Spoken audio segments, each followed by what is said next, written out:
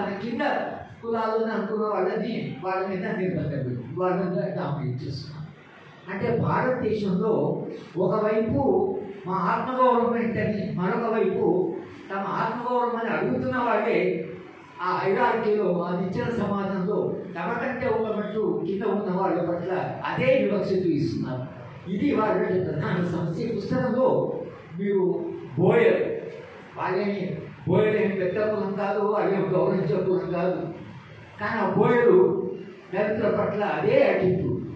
మరి మనం గౌరవించడం లేదు కదా, మన పెద్ద కులాలు మనం రానివ్వడం లేదు కదా, మన పట్ల వివక్ష ఉంది కదా, ఈ వివక్ష పోవాలి కదా.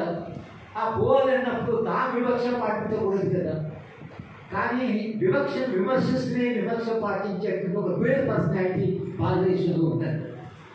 అది ఇవాళ మన పెద్ద సమస్య అయిపోతున్నాయి. ఈ వివక్షను బయటపడట్లా.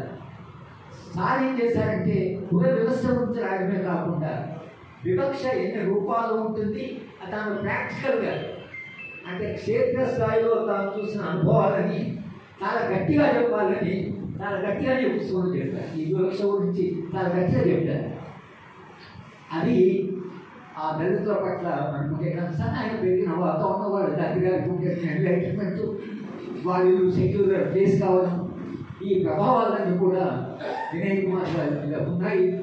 వినయ్ కుమార్ గారు జీవితం అంతా కూడా తాను నమ్ముకున్న విశ్వాసాలకు నిలబడి తాను ఏ రంగంలో ఉన్నా కూడా ఆ రంగాన్ని కొంత మెరుగుపరచాలి అని నిరంతరంగా ప్రయత్నం చేసిన వ్యక్తిగా ఈ ఆత్మకథ ఏదైతుందో ఇది అందరూ చదవాల్సిన అవసరం ఉంది.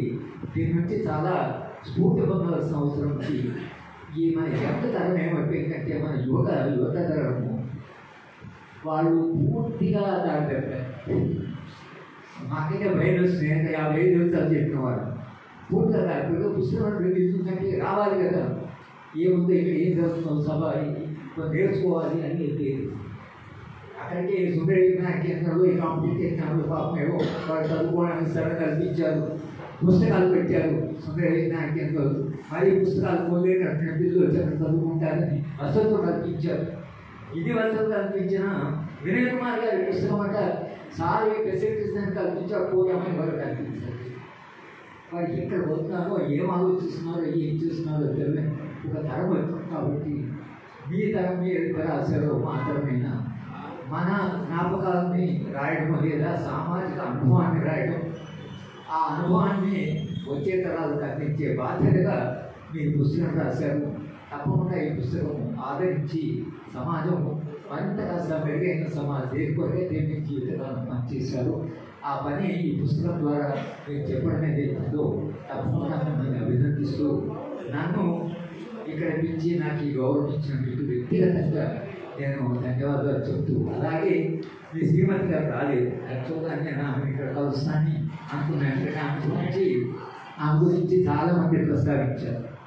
ఆమె ఒక తల్లిలాగా మా ఇంటికి పోతే ఆయన ఇంటికి వెళ్ళిన ప్రతి వాళ్ళు ఆమె గురించి ప్రస్తావించారు. ఆమె గురించి ప్రస్తావన లేకుండా పుస్తకంలో లేదు ఏ జ్ఞాపకం కూడా. కానీ నాకు ఆరోగ్యం భారీగా వచ్చినట్టుగా లేదు. కానీ నాకు కూడా ఆయన చదివిన తర్వాత మీ శ్రీమతి గారిని కలిసి మాట్లాడాలి, ఆ వ్యక్తిత్వాన్ని చూడాలి అనే ఆసక్తి నాకు కూడా కలిగింది పుస్తకం చదవడం వలన.